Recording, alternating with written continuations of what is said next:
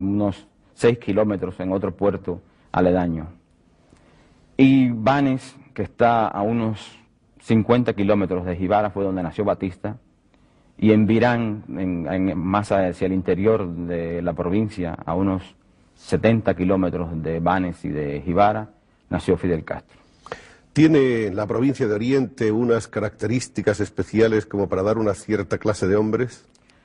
Era una provincia que era la más grande y la más rica de Cuba.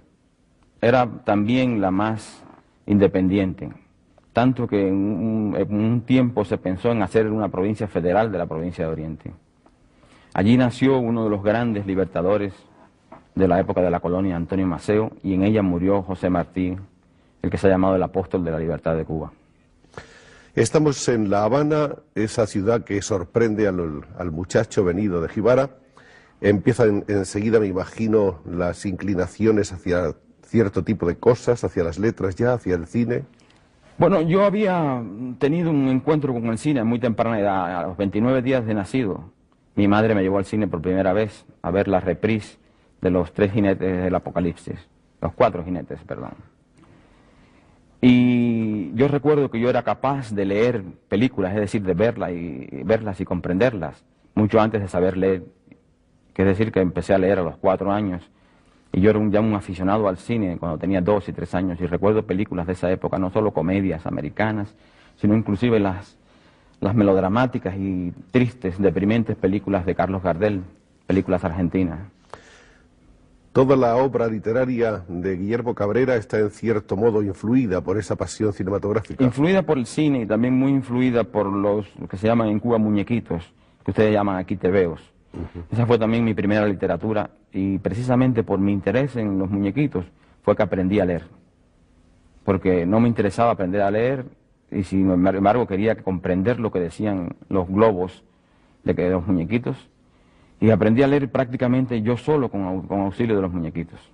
Y recuerdo perfectamente el día en que esto ocurrió, la primera vez que yo pude leer una frase, y era precisamente de unos muñequitos llamados Benitín y Eneas, que me gustaban mucho en esa época, que eran unos muñequitos cómicos.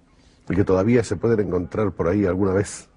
Yo no sé, dejaron de aparecer en Cuba desde el año 59, pero no me he vuelto a encontrar con ellos. Sin embargo, me he encontrado con otros muñequitos de la época, como Tarzán, El Príncipe Valiente, uno que se llamaba El Spirit, Dick Tracy. Eso los he vuelto a ver en antologías publicadas en Estados Unidos y compradas por mí en Londres. ¿Cuándo entonces se va afirmando la vocación literaria? Mucho más tarde. Yo entonces estaba estudiando el bachillerato y mi padre pensaba primero destinarme a la carrera naval, cosa que era verdaderamente absurda porque no tengo nada de marinero. Y además soy muy pobre en matemáticas. Entonces en el instituto yo era un estudiante bastante indiferente. Me interesaba más el deporte, el béisbol, que se llama la pelota en Cuba. Y un día un profesor que después con los años comprendí lo bueno que era, empezó a hablar de la Odisea y comenzó a hablar del regreso de Ulises a Ítaca y de su perro Argos, que lo recibió y momentos después de recibirlo murió. Y a mí me pareció tan interesante esa historia que comencé a interesarme por la literatura inmediatamente y me convertí en muy buen alumno de historia literaria.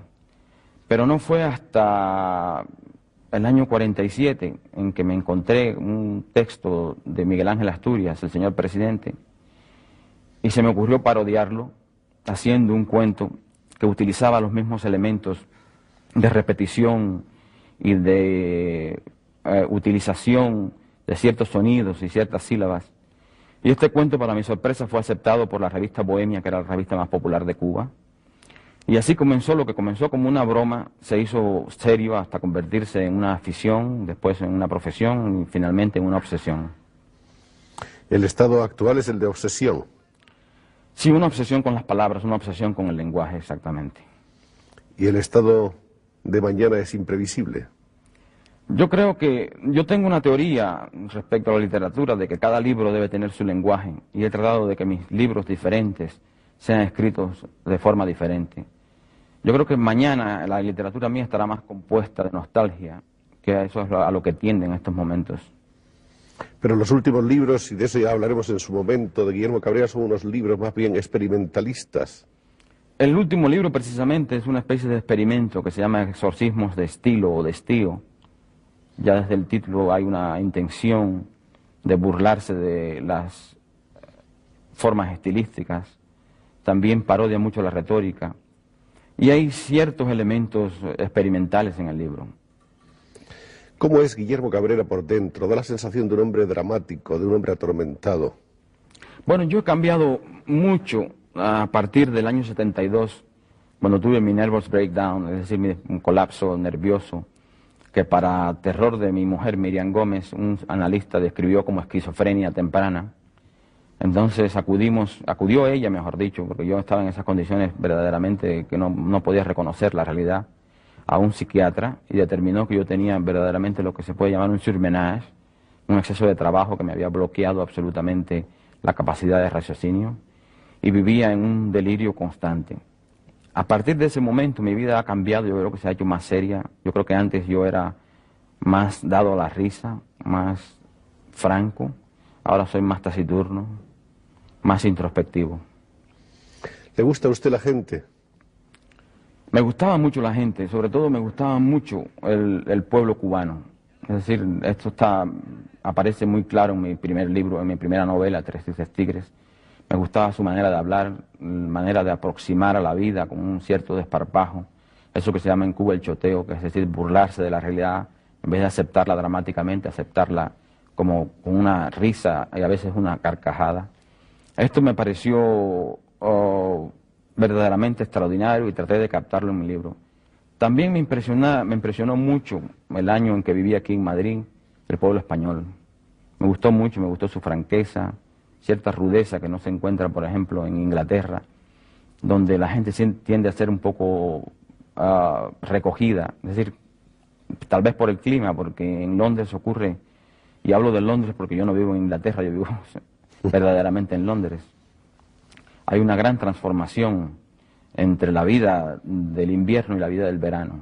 Es decir, en invierno los ingleses se ven recogidos, embutidos en sus gabanes, y en verano salen casi desnudos a la calle, se vuelcan sobre los parques, conducen como locos, es decir, se convierten absolutamente en meridionales. Tal parecería que fueran mediterráneos. Para muchos espectadores, el nombre de Guillermo Cabrera Infante es el de un escritor cuya novela más importante probablemente han leído casi todos, Tres Tristes Tigres, por lo menos la novela más conocida. Para gentes que han profundizado un poco más en su personalidad, Guillermo Cabrera Infante es un hombre que es un gran estudioso del cine y un hombre que entiende el cine, que siente el cine y que se ha dedicado a la creación de guiones cinematográficos. Para otros muchos, el nombre de Guillermo Cabrera está unido a la evolución cultural de Cuba en una serie de años, unido más tarde a la revolución de Fidel Castro, después separado, al parecer voluntariamente, de ese proceso revolucionario de Fidel, y hoy es un hombre independiente que desde hace ya una serie de años vive en Londres, dedicado exclusivamente a su